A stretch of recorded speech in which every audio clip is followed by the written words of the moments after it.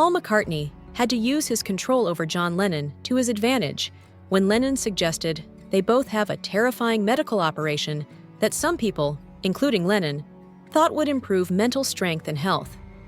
This was just one example of how the two musicians' creative partnership was a strength.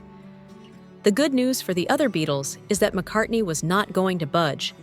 According to an interview McCartney gave to GQ in 2018, he explained that he knew McCartney well enough to know that his choice was definitive when he rejected Lennon's idea. The New Age movement started promoting the alleged advantages of trepanation in the late 1960s. Trepanation is an old treatment that involves cutting a hole into the skull to improve mental power and general well-being. In 1964, with his article The Mechanism of Brain Blood Volume, or BBV, also known as Homo sapiens correctus, Dutch librarian and self-trepanner Hugo Bart Hughes helped introduce this concerning medical trend. Hughes presented the document in scroll form. It asserted that the brain did not receive enough blood, since humans are bipedal. Hughes contended that trepanation produced a permanent high by reversing the effects of gravity on blood flow to the brain, leading to improved mental health.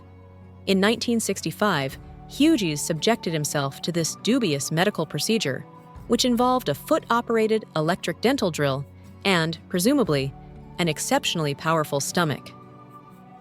In the late 1960s, John Lennon learned about Hughes' discoveries.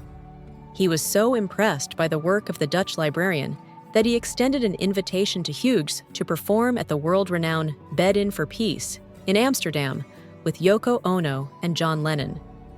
Hughes turned down Lennon's request for a trepanation, explaining to the Beatle that he was already experiencing the kind of profound insight that the procedure may provide. Paul McCartney and John Lennon shared several firsts from the time they were young musicians touring Europe playing skiffle. However, McCartney set a clear boundary when Lennon suggested that they undergo trepanation together. John was a kooky cat, McCartney remarked in an interview with GQ magazine in 2018, many years after the fact. Remember, we're talking about the 1960s here. We'd all read about it. There was some credence to the ancient art of trepanning, as anything old must be good, right? It is as simple as drilling a small hole in your skull, and the pressure is released, McCartney went on to say. I see your point. That makes perfect sense. But hear me out, John. Give it a shot and report back. With John and myself, the one positive aspect is that I would respond negatively. As far as he was aware, I was quite clear when I answered no. I have no fear of appearing uncool if I decline. I would refrain from saying anything extreme like, "You're fucking crazy," as it would be unnecessary. No, thank you very much. I will not trepan. It's simply not something I'm interested in doing. Looking back, McCartney wonders if Lennon wanted to irritate his more reserved bandmate, or if he was indeed serious about trepanation.